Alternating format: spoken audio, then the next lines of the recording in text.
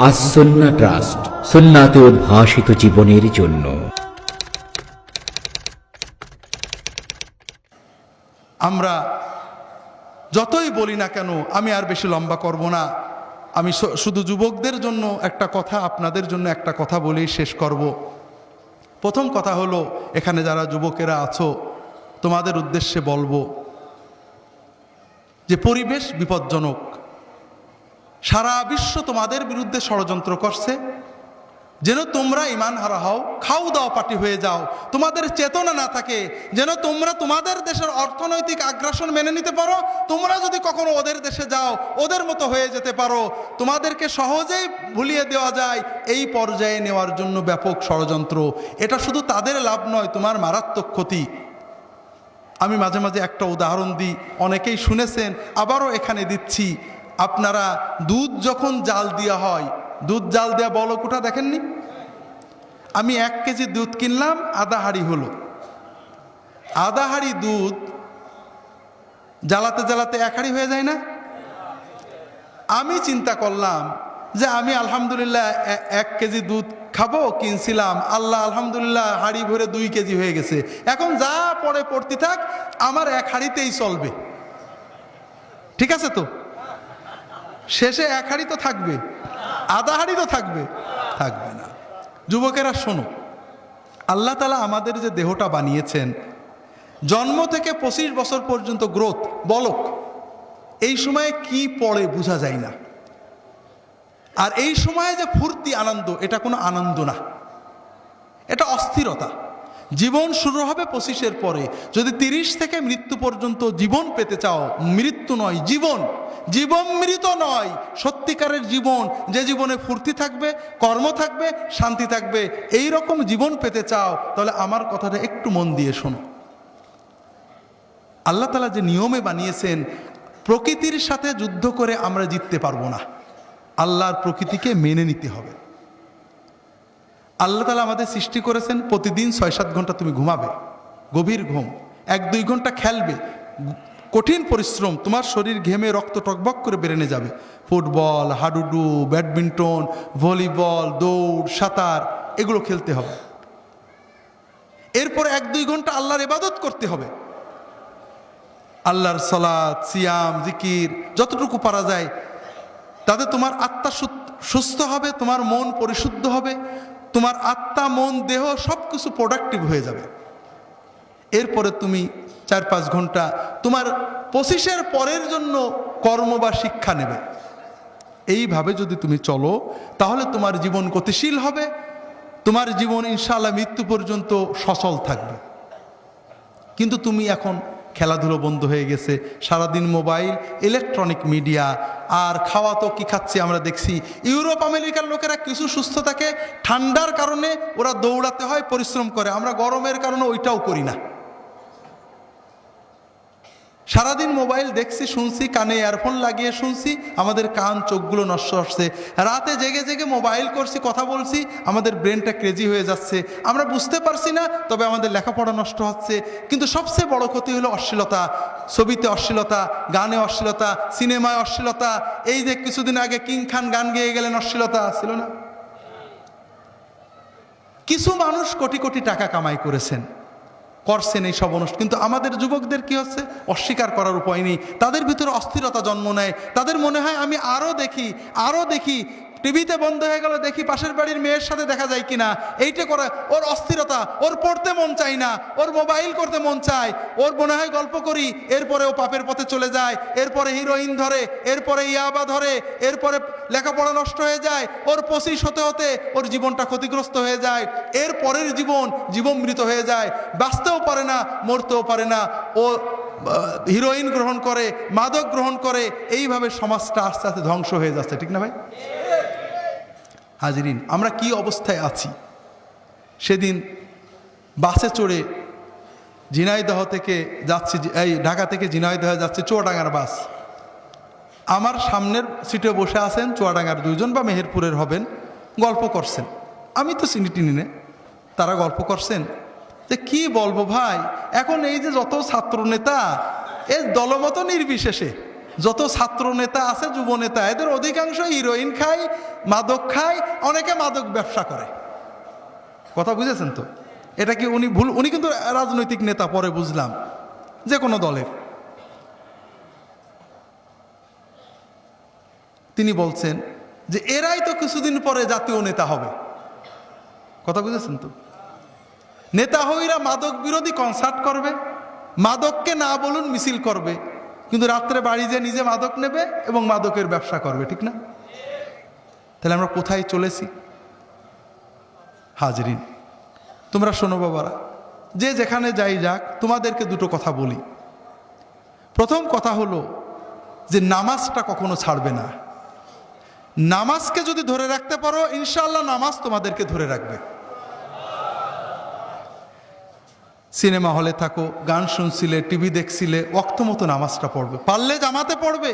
যে অবস্থায় থাকো, যদি জামাত ধরতে পারোনি কোনো কারণে, নামাজ জানো না, শুধু আল্লাহু আকবার দিয়ে নামাজ পড়বে। দাঁড়িয়ে আল্লাহু আকবার, আল্লাহু আকবার, নামাজ শিখতে থাকবে যতদিন শিখা পূর্ণ না হয়। দাঁড়িয়ে আল্লাহু আকবার, রুকুতে যে আল্লাহু আকবার, সেজদায় যে আল্লাহু আকবার, 10 বার 20 বার আল্লাহু আকবার দিয়ে সালাত আদায় করবে।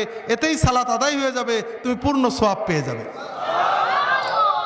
হাজরিন, আর মাদক, অশ্লীলতা, এই দুটো পাপকে বিষের মতো পরিত্যাগ করবে।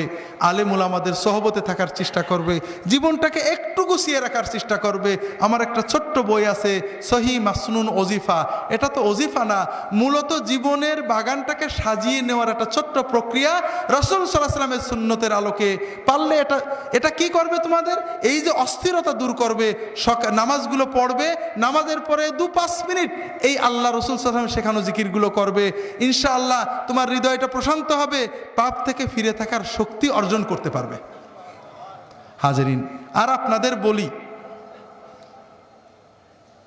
আমাদের ছেলে মেয়েদের ঈমান বাঁচানোর দায়িত্ব আমাদের সরকারের, ঠিক না ভাই?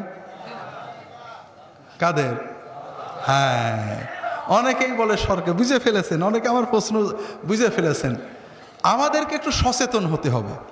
আল্লাহ রাসূল সাল্লাল্লাহু আলাইহি ওয়াসাল্লাম আমাদেরকে দুটো বিষয় বলেছেন, মুরু আওলাদাকুম বিস-সালাতি ওয়া হুম আবনাউ সাব'a ওয়াদরিবুহুম আলাইহা ওয়া হুম আবনাউ 'আশর ওয়া ফাররিকু বাইনাহুম ফিল মাদাজি'। তোমাদের ছেলে মেয়েদের বয়স যখন 7 বছর হবে নামাজ পড়তে বলবে, 10 বছর হলে নামাজ না পড়ে মেরে নামাজ পড়াবে, আর তাদের বিছানা আলাদা করবে, অর্থাৎ তাদেরকে পর্দা শিখাবে, তাদের ভিতরে লজ্জা সম্ভ্রম তৈরি করবে। হাজারিন, ছেলে মেয়েদের নামাজ শেখান, নামাজ না পড়লে শাসন করবেন, মারবেন, মেরে নামাজ পড়াবেন, তাদেরকে নামাজমুখী করতে হবে, ছেড়ে দেবেন না। ওই বিকালের আড্ডাগুলো বন্ধ করেন, বেশি বেশি টাকা কামাই করার জন্য 3 প্রকারের চাকরি বন্ধ করেন।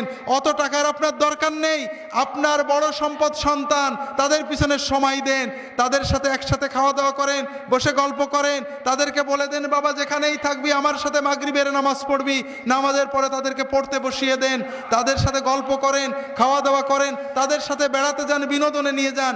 আপনি আলাদা বিনোদন করেন না, সিনেমা দেখবি না, মা অমুক জায়গায় যাবি না, সার্কাসে যাবি না, আর আপনি বুড়ো হয়ে গেছেন, চায়ের দোকানে গল্প করছেন। কোথায় যাবে তা তো বললেন না, বলেছেন নাকি? ওই শাসনে কাজ হবে না, আপনি তাকে সাথে করে নিয়ে যাবেন কোথায় যেতে হবে। তাদের যদি নিয়মিত সাথে নিতে পারেন, ও কোনোদিনই অবাধ্য হবে না।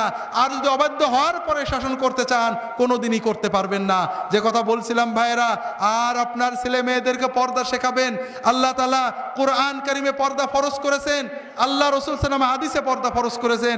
এটা মাওলানাদের বানানো কোনো জিনিস নয়, এটা কোনো মৌলবাদী উগ্রতার জিনিস নয়। আল্লাহ মেয়েদের উপর পর্দা ফরজ করেছেন। শুধুমাত্র আপন পিতা, আপন বাপ, চাচা, আপন মামা, আপন ভাই, ভাতিজা, মাহারাম যাদের সাথে বিবাহ হয় না, তাদের সামনে মেয়েরা মাথার চুল, ঘাড়, কান, গলা খুলতে পারে। বাকি সকল পুরুষের সামনে মাথার চুল থেকে পা পর্যন্ত ঢেকে রাখা আল্লাহ তাআলা কোরআন কারিমে ফরজ করেছেন। কবজি পর্যন্ত হাত এবং চোখ দুটো খোলা যাবে। কোনো ফকি মুখটা খোলার অনুমতি দিয়েছেন, শর্ত হলো কোনো মেকআপ থাকবে না, অলংকার থাকবে না। কোনো মুসলমান মেয়ে যদি বেপরদা হয়ে বাইরে যায়, প্রতি সেকেন্ডে একটা করে জিনা করার মতো কবিরা গুনাহ তার আমলনামা, তার পিতামাতার আমলনামায় লেখা হতে থাকে। যতক্ষণ মুসলমান মেয়ে কসমেটিক পরে সেজে গুজে বাইরে যায়, আল্লাহর ফেরেশতাদের লানত তার উপর পড়তে থাকে। হাজরিন, সবচেয়ে বড় কথা, বেপরদা হলে একটা বড় লাভ আছে, বলবো নাকি আপনাদের? সেটা হলো টিজড হওয়া। ইভ টিজিং শোনেন না? কোনো পর্দানসীন মেয়েকে কোনো ছেলে টিজ করে নাকি? বাংলার যত বড় বখাটে হোক, তার হৃদয়ে যে ন্যূনতম ইমানটা আছে, যে কোনো বুরকা পরা মহিলা দেখলে সম্ভ্রম করে সরে যাবে, যাবে না? ইংরেজিতে যেটা বলে শি ইজ এ লেডি, তাকে একটা ভদ্র মেয়ে মনে করবে। হাজরিন, যদি চান আপনার মেয়ে টিজড না হোক, তাহলে আপনার মেয়েকে সম্ভ্রম। ইন্টারনেটে দেখছিলাম একবার, ইন্ডিয়ান মেয়েরা লেখে যে কেউ আমাদের টিজড হওয়া থেকে বাঁচাতে পারবে না, আমাদের বাঁচতে হবে, আমাদের এমন পোশাক পরতে হবে যেন আমাদের আকৃতিটা না বোঝা যায়। ইন্ডিয়ান মেয়েদের আর্টিকেল পড়ছিলাম কোন একটা পত্রিকায়, ভুলে গেছি। হাজরিন, এখন যদি আমরা মেয়েদেরকে বেহায়া হতে উৎসাহ দিই, ওপেন হতে উৎসাহ দিই, আর বলি ইফটিজিং চলবে না, ইফটিজিংকে না বলুন, হবে নাকি? এই কয়েকদিন আগে পেপারে পাইলাম ইফটিজিং বিরোধী র্যালি কনসার্টে ইফটিজিং করিয়ে মারামারি করেছে। আত্মপ্রবঞ্চনা, প্রতারণা করছি। ইফটিজিংকে না বলুন, মাদককে না বলুন, স্বাক্ষর করুন, আর মেয়েদের বললাম বেহায়া হও, চলবে ভাই? হতে পারে না। আপনি প্রকৃতির বিরুদ্ধে যেতে পারবেন না। কাজে আপনাদের অনুরোধ করব, যদি চান আপনার মেয়েকে নিয়ে জান্নাতে যাবেন, আপনার মেয়ে টিজড না হোক, সম্ভ্রম নিয়ে বেঁচে থাক, আপনার মেয়ে জান্নাতে যাক আপনি চান, তাহলে মেয়েকে আল্লাহর হস্তে এই কিশোর বয়স থেকে তাদেরকে পর্দা শেখান, যেন অন্তত তারা সম্ভ্রম নিয়ে চলতে পারে। আল্লাহ তাআলা আমাদের তৌফিক দান করুন, আমিন। আপনি কি হেরার আলোয় আলোকিত হতে চান? আপনি কি সুন্নার আলোকে জীবন গড়তে চান? প্রফেসর ডক্টর খন্দকার আব্দুল্লাহ জাহাঙ্গীর রচিত কোরআন সুন্নাহ ভিত্তিক জীবন ঘনিষ্ঠ বইগুলো পড়ুন, সুন্দর জীবন গড়ুন। ইসলামী আকিদা, হাদিসের নামে জালিয়াতি, ইহয়াউস সুনান, রাহে বেলায়েত সহ আরো অনেক বই। কোরআন সুন্নাহ সাথে থাকুন, জীবন বদলে যাবে।